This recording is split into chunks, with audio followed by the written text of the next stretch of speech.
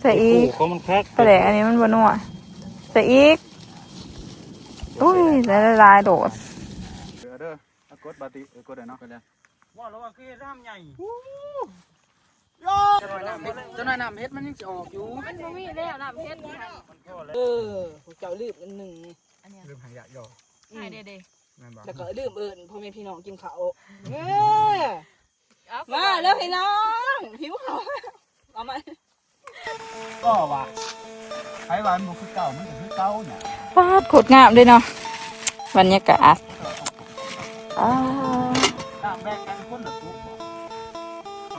คนละตุ๊กเลยนะเห็ดกิน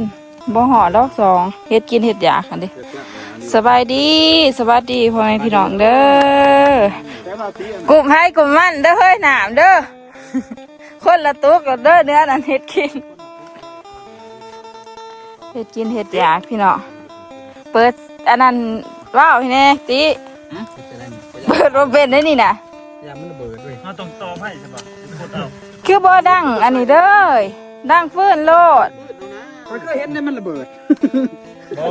แกงมีใส่แก๊สไว้ใส่ย่ามเชื่อแก๊สฟ้าไว้ใส่ย่ามต้มมีย่ามเศร้าก็ได้เอาไว้จัดตัวล่ะเฮ้ยถ้าไฟแม่นไม่แปลกเวทนี่แต่ว่าเสือเพิ่งนี่เด้บรรยากาศพี่น้องพากันมาหอนมาเถิดเดี๋ยวป้าฝนตกผู้พี่น้องอ้ายหมอเขาผู้ฝนหักกระไปเมื่อกี้นี่บรรยากาศหอดกลางเป็ดพี่น้องเอ้ยสวงเด้มาหอดเลยกะตอนหอดผู้น้อยนะเกือบตายหอยโดดเจือก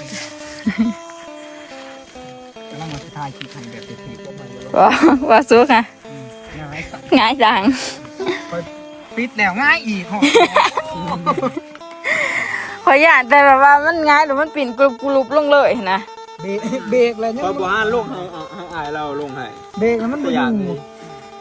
มันสั้นแต่ก็มันเมินเหยียบเบรกจ้ำเบรกจ้ำมันบ่มันยังเมินใดแต่มันสั้นแห้งมันค่อยๆมันจะสิได้อันนี้เชื่อสูนี่ได้มาสิรับเลยค่ะรับไปได้บ้านนี้มันบ่ได้นอนอันนี้แม่นเขากินแล้วเขาบ่ได้เก็บเด้อพี่น้องมันก็4-6นี่เพราะว่าเฮาหาก็มาหอดพริกเป็นพริกสุกบรรยากาศพี่น้องเสียดายแต่ว่ามาพี่นี่ค่ะมันอยากแดงเลยหญ้านี่มันอยากแดงพี่น้องเฮามาปีกายยังว่ามันเขียวแน่ได้มันบ่ได้มีได้หญ้าแดงพอดว่าแรงไว้เนาะพี่นี่เนาะขนาดว่าฝนตกเลยนะผมคือบ่เห็นขาตีขายซ้อมลายมุมอยู่ลายมุมอยู่เนาะจักขวามเลยบักตีนี่ขาตีหะก็สิหายบ่ดีบ่หายแล้วเฮ็ดเท่าไหร่อันนี้เฮ้ยสุกให้แน่ไผสิขึ้นไปน้ำข่อยอยู่ห่ะน้องลาดจับพี่สุกขึ้นไปผู้เดียวอยู่ในตารถข่อยห่ะอันข่อยเปิดทำอยู่ห่ะสิแนมเห็นบ่วะไปปิ่นนะถ่ายคลิปอยู่อะไรบ่ข่อยอยากไล่เกินห้ามผัดว่าถ้ามาว่าวไปตะหน่ายแทนนะว่าวข่อยอยากไล่ภาพมุมนั้นยังว่าเพิ่นข้างเต็นท์ผู้เดียวเฮ้ยมันก็สวดหนาสวดดังอะไรสุกสไตล์เนี่ยเห็นบ่เฮ้ยเสียดยังก็เฮ็ดเด้อไปพายหูสิกินน้ำหรอบ่ไม่กินน้ำอันนี้กองไฟเลยกองไฟพี่น้องโอ้ต่างมุมนี่ก็ไม่พามาแบงค์ไปยืมนะเด้อบ่อันนี้จะไปถือมาสิจะบอกให้ไปยืมก็ยาแล้วจ้ะเตะแขวด้วยเนาะเตะเซยขึ้นถามอย่ายืมเพราะว่าแบงค์หมู่อยู่บัดผมเองเพราะเราบ่อยากให้ใครยืมเตะเซยขึ้นของหมู่ก็อยากยืมเป็นบ้าบ่บ้าผัดว่าอันนี้เบิดบึงแหน่ถ่ายหูบ่ได้เนี่ยมันสิไปถ่ายคนเดียวอย่าจะแล้วจ้ะตอนนี้จักโมงวะนี่จักแล้ววันนั้นก็2:30นไรเยอะอยู่เว้ยนี่กำแสงสีแก้มกินข้าวเลยว่าตินี่โตอันนั้นมันเด้เฮ้ยจะล้างใส่หรอบ่เฮ้ยแกงไว้เฮ็ดหลายอย่างไว้ตอนเด้อก็กินฮอทดอกเฮียส่วนดีกว่ามา ไปนั่งทำมาจนมันเสียเอาแซงก็เสียกว่าจักว่าแซงน่ะเส้นเหรอ อัดคลิป ว่าเหลือนี่ได้บ่เสียงว่าเขายุ่มไว้แล้วไปกระบิบเด้อไปกระบิ หัวอันนี้ล่าโมกี้เด้อพี่น้องเด้อ มันเด้อบ่าวแซงเด้อได้เวลาแปลงร่างไปหาเลาะถ่ายรูปแอบกินแล้วก็บ่ได้เอิ้นเด้อไปละไปโลดแซงกินโลดกินนี่ของไร่ปะมันแน่เรื่องผักก็หมากมาบางๆนึงเปิดที่ถือก็เห็นทำบ่ว่างั้นก็จะไปถ่ายรูปจะชื่ออะไรที่นี่ย่อเห็นดอกเห็นดอกเนาะเป็นตะกุนน้อยไม่ใช่อะไรได้ ก็ใส่กรีบอะไร แบบนี้มาโดนแต่ตอนนั้นบ่มีสถานที่ที่เหมาะอ่ะนะไปแต่น้ำตกเล็กนี่กับคนนอกมาเพื่อซิมีมาตัวนี้แบบปีนี้ใส่แล้วก็ยางแล้วก็แต่หน้าเพื่อนกันจะสิแล้วก็ให้มาโซฟี่อันเบิ่ง เนี่ยไปทางดิเห็นเนาะคนปิ่นมาทางนี้คือแต่ต้องขึ้นไปหัวน้ำข่อย บ่ โอ้จะขึ้นมาทางนั้นมันคอยปิ้นมาทางนี่คอยจะปิ้นมาทาง บ่เห็นมันน้อย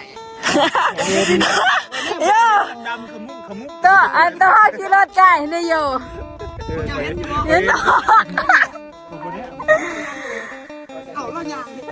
โอ้บ่แล้วนั่งแล้วนั่ง แล้วนั่งล่ะบ่ บ่นะเห็นทำมันเนาะเราจำผ่าน คอยแล้วเห็น บ่สิเราย่างเรานั่งลงกับ อย่าเห็นคุยว่าเบาอยู่ มันอันนั้น ช่วยเราจังช่วยเรา คอยว่าเช้าวันนี้เดี๋ยวอยากให้ได้ยางไก่ วันนี้ เห็นบ่เห็นบันไดเห็นแต่แล้วนั่ง เออ หอมบ่ แล้วยางกับยางเนี่ยมันเป็นจังสีหันเดมันเดี๋ยวมันแกงไปแกงมา เบิ่งมาได้ของพัน คอยว่าเช้าแล้วตาเลี้ยวว่าเช้าวันเรากาวันชีวิตเราเลยวันเรียกไปพุทธจะอันแล้วคอยหันนี้แล้วคนเนี้ยมาแต่ไก่เห็นแล้วค่ะตาโตเอ้ย เด็กน้อย2คนเอามาตะป่าสัตว์จวดมาโหลด ตกไปอยู่ทางเราอู้ เกือบยังน้อยเดียว ประมาณ ชาติใส่ใส่ ก็สาดรถออกมา ชาติใส่รถใหญ่ รถจักร ชาติใส่พวกเจ้า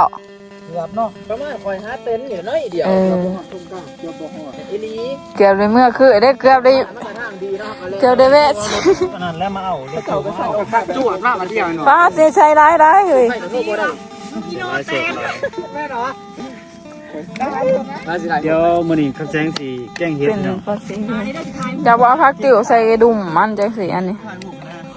มีใช้บวงมาซื้อบวงมา บวงดิเฮ้ยหน่อยบวงดิ หิวเขากินมื้อ นี่ นี้กิน ชงกันนี่ เมื่อวานนี่ก็ยังดิว่านนี่ก็กินแต่เฟอมื้อเช้านี่กินเฟอบ่ทันเขามิดเขาตกท้องพ่อมิด ก็คือจะไปอันไปผู้ได้ใส่อีก โอ้มันคัก ประเด็กอันนี้มันบนัวใส่อีกอุ้ยลายโดดเป็นกะพี่น้องไฟดุกอะเย็นเดี๋ยวพระท่านได้ข้ามซ้ำ คักกี่ดอกขนาดใส่กาแฟงามหมดเลย เออเช้านั้นมีแต่แตงได้เพอ บ่ไฟข้าวกันแลนนี่คือ เย้ ใช้แดดบ่มีพอดี กันแลนนี่คือมันว่า ถ้า กัน จน แล จะ น ครบบัตุกเล่นแต่ว่าบอกว่าเรื่องแว่นตาจะเป็นชา มันจะใส่เจ้าติ้ง เดี๋ยวไอ้หยอด นี่ นะ อยู่หาเล่นหาเล่นเนาะ ถ้าปูดอันนี้กินได้ป่ะพี่น้องน้องดัดเนี่ยเก็บกับไอคอนแสงเนี่ยเห็นมันใหญ่ก็เลยอ่อนสอนมันใครมันกินได้ก็ที่ซุปสันดอกว่าแต่คือว่าหยอดมันไหวให้คนซุปเฮ้ยกินได้อยู่ป่ะนี่โย ตั้งแต่บ้าน เบิ่งเบิ่ง ผมเคยกินได้ตัวสีแดงตัวสี เมื่อไหร่วะตัวสีเขียวมันกินได้บ่โอ้ยเฮีย เพราะว่าเขาว่า มันเป็นไง ผมเคยกิน มันมีสารพี่เบื่อบ่ มาง่ายอยู่แล้วก่อน ขวดแดงนี่สมบูร สมุน ณ์ โอ้โคตรล่อว่ะ กินไหน ผม บ่ เคยกินจริง ลองต้มเดี๋ยวเอาขาวลงบ่มันก็สีแดงนั่น อ้า น่ะ วตายกูแน่นี่เนาะ ไปเอาลมไหน บวงอยู่ใช่ไหม พี่น้องคอมเมนต์มาแน่ ๆโอ้คอมเมนต์มาแน่คันเขากินแล้วนี่เขาจะได้ ตายเนาะ ผมบ่เคยกิน แต่ว่าตัวนี้หันกินได้เนาะตัวนี้หันกินได้บ่กินกับบ่ได้ พี่น้องครับนี่เฮาบ่ทันได้ลงคลิปตอนนี้ไปกินจะได้เสร็จแล้วลงคลิปเนาะ สวัสดีอันสอนมันใหญ่น่ะ ผมบ่เคยกินจักเทื่อ เคยกินแต่ตัวสีเขียวมีใบเคย กะตัวมีใบคือกันบ่ตัวนี้บ่มีคนบ่เคยกินตัวมีคน แต่ว่ามันเป็นจังซี่หันเคยกินนี่ บ่มั่นใจบ่กัน บ่กินก็ย่าแดะย่าตาย ขนาดยูทูบ เดี๋ยวสิบ่ได้เห็นหน้าพ่อหน้าแม่ ก็บ่เคยกิน มันบ่มีหวาน โอ้ ฮะ ยแทนทางบ่ เพราะว่าอยู่มัน เป็ เป็น น เก็บ บ่แม่นเตรียมโรแมนติก แต่ว่าเห็นหอยเคยเล็ดไปอยู่ใด เอาบางที่เขา มัน เล็ ดี ก ความจำบ่ เต็มเนาะ สนิทสิบ่เต็มหย่อนจังได๋ ใครเป็นยังกับจังมากัน ไปสิลอง บ่พ่อสิอยาก ตัวกินได้ทำกันดีกว่าเนาะ เอ้า ตกรักล่ะกะอันนี้ เนาะตอกตั้งมันก็สิอันเคลียร์ออกเด้โยเคลียร์แบบมาทางขางนี่ป้าไปจุดยุ่งนี่เอาออกมา มันสิเข้มก็ได้มีทิ้งใจ เอาขี้หินใส่บรรยากาศพี่น้อง ตั้งที่ดี ถ่ายหอดถ่ายหูบแล้ววันนี้ นางเป่าแล้วดู บ้านหันดินมันเจือนนะปีกไก่เข้ามาดินเจือนบัดนี้กกใหม่เคี้ยวใส่เฮ้อ พ่อบอลไปหาทายหุบนะ อันแล้วก็ให้เงินก่อนที่สาว โอ้ยเมื่อวันเมื่อไหร่เศร้าแล้วพี่เนาะ พอห้าก็เปิดเด้คลิปของพ่อท่านเด็บถ่ายคลิปไม่แซงอันนะฮะ โอ้ยแกล้ง ตำแหน่งหิวเขา เขาบนน้ำผูเพิ่นอันบนน้ำแกงเฮ็ดพี่น้อง ทายโลดหูพันบ่ชุกแล้วก็สิเหยาะกินบ่มีถ้วยเนาะเฮ้ย บวงนี่เด้หมอนี่เด้กินข้าวหมอ ข้าวหม้อเนาะ ที่วางเฮิน บรรยากาศ ที่ พี่ นี่ น้อง มีแต่บ่สุกเว้าแบบ เดี๋ยวจะก่อนมาเจอ เจ้า กั บ่ น สุภาพพี่น้อง หันหน้ามาจะได้จะหันหลังมา บ่สุกเพิ่น ก็คือตอนเด็กๆเนาะ โคตรได้ก็ต้มผม ไอ้แซงไอ้แซง ไอ้แซงเวลา มันแบบใส่หมวกมาก เนี่ยเห็นบ่ เดี๋ยวนี้ขนาด เวลาโมเจ้าหัน ข ห นา น้า ดเปิ เต้ ด นเข่า ขนาดเปิดกล่องเลยขนาดเปิดกล่องนี่นี่มันยังว่าบักแซงว่างันไอ้แซงนั่งกล่องกับไอ้แซง แซ เดี๋ยว ง นี้กู ไอ้เพิงฮะ เสือตัวสีเขียว ข่อยเป็นคนแนวนั้นอีดีบ่ไอ้แซง แม่นเลย ก็ให้ FC คอมเมนต์บอกซะพี่น้อง พยานไทยได้บ่ซุกเป็นคนแนวนั้นแท้ โอเคพี่น้องเดี๋ยวจังหน่อยเจอกันเนาะเดี๋ยวสิด่างหน้าด่างตาก็น้องดัดหน้าเมือกแห้งดิ ๆอาอย่าว้าวเตี้ยโอ้ยไอ้แซง แล้วผ่านกูรู้ขึ้นมาเลยแม่เลยบอก มึงลุกบ้างนี่หน่อย ดังอยู่อ่ะมึงตื่นกันนะ คือหน่อยใช่ป่ะ นี่บ้างเจ้ เอาเฮ็ดยังไอ้แล้วเฮ็ดยังกันนะเด้อกดบาติกดเนาะกันเด้อ บอกแล้วว่าเก้ร่างใหญ่ เอาไม่มันเห็นส่งเห็นบ่ มองให้แย่แล้วพันขึ้นตรงหันช่างว่าทรงหันเกิน เบิ่ง จะจี้อีกซองเลยทั้งวันเลยค่ะหนักข้าง เห็น มาได้เด้อเนาะ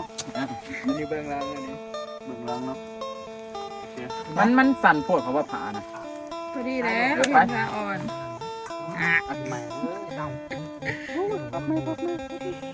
กูรู้ขึ้นมาเอ้า มึงลุกขึ้นมาเอา ออกจากกันนี่เลยบ่ดีว่า บ่ลุกขึ้นแน่เบิ่งซื่อๆกูกะติเอา โอเคโอเค เฮ็ดอีหยัง เอ้าอ้ายจะเฮ็ดยังหันเถอะ บ่เฮ็ดนะเนี่ย แบบนะแบบเป็นเอา เออ ตลกบ่ต้องว่าหน่อยต้องมีคอนเทนต์มันจังหน่อย คักเนาะเผากระเพาะเข้ามาจ้ะ เราไม่ก็ต้องเป็นมวยไปนี่แกเฮ็ดว่า เฮ็ดโดด สามสิบนาที ขอบว่าเราคิดเปิดมาเห็นนี่ ยังมีหมดโตเน็ต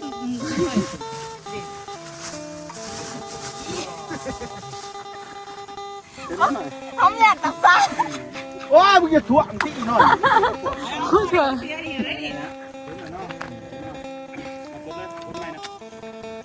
จะกินแล้ว โอ้ยมาเมื่อยเถอะแม่ชีวิตนี่เนาะ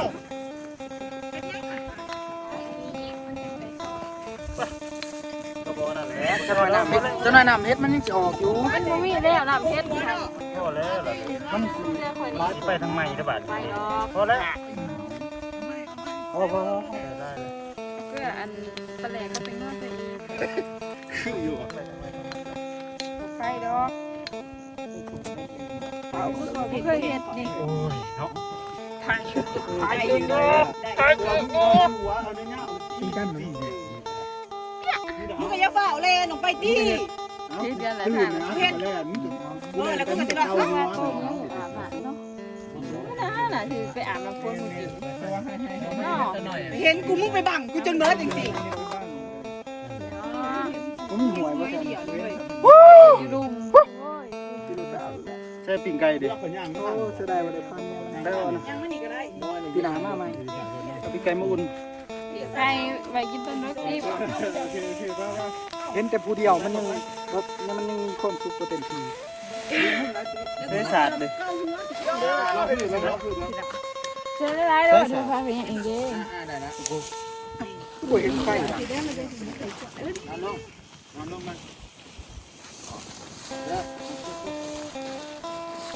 โอ้โหกว่าเวลาก็ได้ยินเสียงกระดาษเลยแกจิกมันจะเอาเป็นมีดเลยนะเตือนดังเนาะนอนหน่อย1 2 3จริงๆเนอะ อย่าตียิง 1 2 3เดินไปเองโอ้ยเมื่อจะแน่ชีวิตดีแล้วปลดปล่อย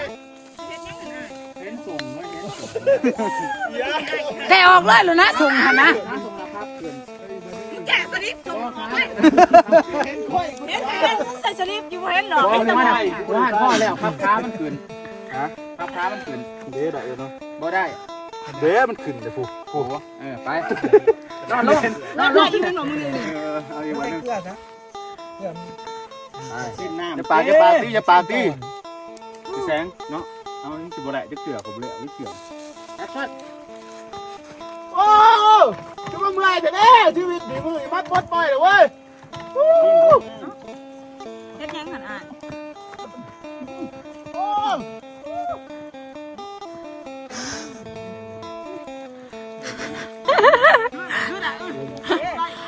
คัด ไม่กินข้าวนี่นะก่อนจะถ่ายนะกูยังเป็นถ่ายดีกว่าก่อนเด้อใช่ค่ะจะได้แกงเฮ็ดทาลาเต็มมือคืออันนี้พี่น้องมุนเด้อสามมาหอ บ่อยากนั่งแล้วแต่ว่า เฮียเฮ้ย ตอนเด็กมันสิบ่อยากว่าเฮ้ย ปีกไก่เห็นเด้ยังอยู่ กินอันนี้ก่อนบ่ ข้างคอ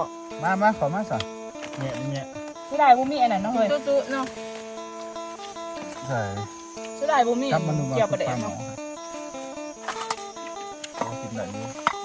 มาตีบอซุปก็เบา มากินข้าวน้อยยำอีก เคยเห็นมูกินได้ก็พอใจอะนะ เข้าใจอิ่มแล้วบ่น้อยยำไปกินน้ำมัน อิ่มอกอิ่มใจ ไปอยู่น้ำซะสิมาผูกว่าสนิทเลย มันก็ไอ้ลูก นี่มีกล่องบ่นี่ หรือว่าจะยับไปอีกคนของรัฐเขาใส่เด่นบ่ายอยู่ เป็นบ่ายบ่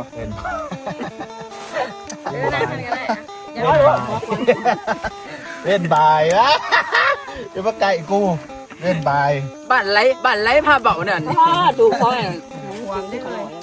แต่จะเป็นคือเจ้าเอี้ยงผมไม่ได้ว่าเจ้า เป็นเราจะชวนข่อย เอากินดิ เล่นบายแต่เล่นบายเป็นคือมันเด้อ เป็นรัฐเพิ่นยังเป็น ข่อยซ้อนมาหลายคนเลยยังบ่เป็น เป็นต้มตโนดด้วยจะบุหูโตดอก มโหโตกับมโหโตมันบ่ไหลเนาะ เบ้าไป เบา มาเลิกกินข้าว มาเป็นบ่แบกก็บ่วี่ บอกจะห้าวจะห้าวเด็กเลย เล่นบายกับเล่นบายเอา เดือนอันไหนเว้ย บ่ายก็บ่ายเนาะ ไอ้ยารวะ หนัก กูเฮงไงก็เยอะเลยเฮงไม่เมื่อย บรรยากาศกับแบบนี้แล้วพี่น้อง ก็ได้ จะได้จะเฮ็ดปวกนำโอ้ลืมถ่ายคลิป TikTok แกงก้อนน้อยเลยว่ะ เอามาจากนี่เลย จะลงเฮ็ดปวกถ่ายแบบตอนกินข้าวแบบพระนะเลยมาปอก โอ้ยก็บ่ได้กิน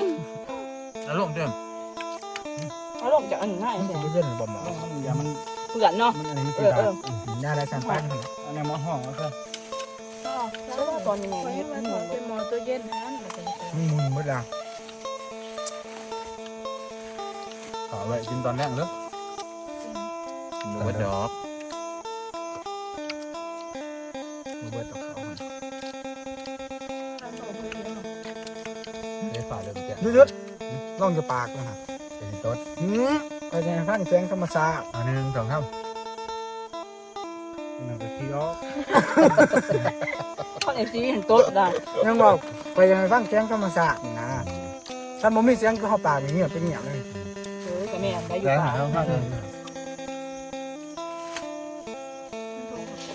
คือยันขี่ออกยี่บ่เบ่งเป็นแมว นี่ได้เบ่งยังไปยังใครฟังเธอก็มาสาวซื่อ เจ้าลืมอันหนึ่ง ๆเริ่มหายหยอก ใช่เด้ นั่นบอก แล้วก็ลืมเอิญพ่อแม่พี่น้องกินข้าวเออ ๆเอา มาแล้วพี่น้องหิวข้าวเอามาเล่นกินข้าวน้ำกันพี่น้อง อะไร แซงเจ้าเทศนี่พอได้ไหมไอ้แซงกูแดงนี่ขายไป พระมันลืมอย่าพาเว้าเจ้มันกังลืม มันจะเลือกเอง เจ้าต้องมันลืมต้องมันลง ยัน มันบักคักเลยเนาะ โอ้ย ใหม่ถูกกันเป้าแล้วก็แลนมาพี่น้อง แจ้งเบอร์ได้ มันลุกขึ้นมาฮะไป มันมีไฟเงาผัก เจ้าที่มันถือว่า ซับก็ เจ้าที่แบบมีคนตี มึงแจ๋วเนาะ มันมีไฟเงาผักเปลี่ยนแล้วตีทางบดทุกคนเลย เลยแฮมยาวครับ ลุ่มเราอะไร ที่จริงมันตรงนี้ไงเดี๋ยวในปีกไก่ยังค่ะ จริง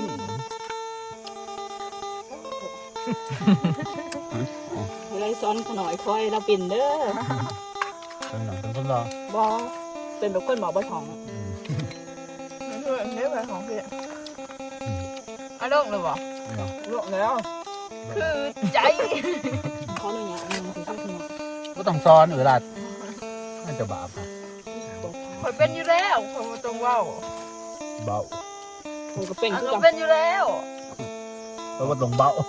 เขาเป็นผู้ฟังที่ดีด้วย ก็เพิ่นถ้าไม่เป็นบริเป็นนะปุ๊บ วีเขาเป็นผู้พัก ก็ช้อนกูแบบมัน ไฟผ่าเอ้ยมาแท่งนี่ไฟผ่า กินไปกินมาสิเนี่ยอยากเน่าเนาะ กินจนเมื่อยละ บออยากไม่กิน เริ่มจากอีมันก็ยังเน่าด้วย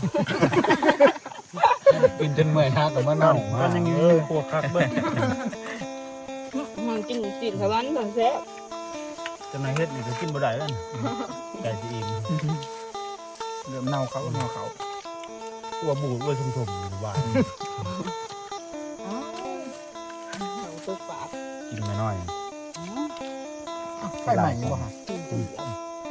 ใช่ เดี๋ยวกำลังเห็น อ้วนสุดค่ะที่ว่าตัวแดง เนี่ยตัวไม่หนา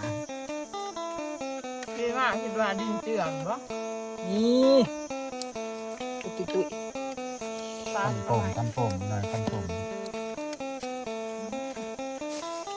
คือว่าร้ายหรอกอยู่ได้น้องมาเคยหรอกไงเนาะ มันหมุนเออ หุ้ย อุ้ยเป็นอย่างสดแน่กูเปรเป็นเว้ยที่ใดกล้วยเนาะ หุ้ย ฮูด อ๋อเขาเพื่อ พูดตัวในเบี้ยนะกิน เขาเพื่อ โยยเนาะ อันหลินได้เนาะ บ้านหุ้ยบ่หุ้ยจะหุ้ยบ่หุ้ย บ้านจะเป็นก่อน ขั้วอะไรขั้วอะไร เป็นหุ้ย บ้านจะเป็นก่อน หุ้ย หุ้ย แมนหุ้ย แต่ก็มีภาษาเจอกันมั้งมากินข้าวว่าไง จะโดย จะโดย ส้นผัก แน่แล้วก็คักขึ้นมาแน่ ช่วยหรอ จะขาย กระ ท ตัง โอ้ กระตั้ง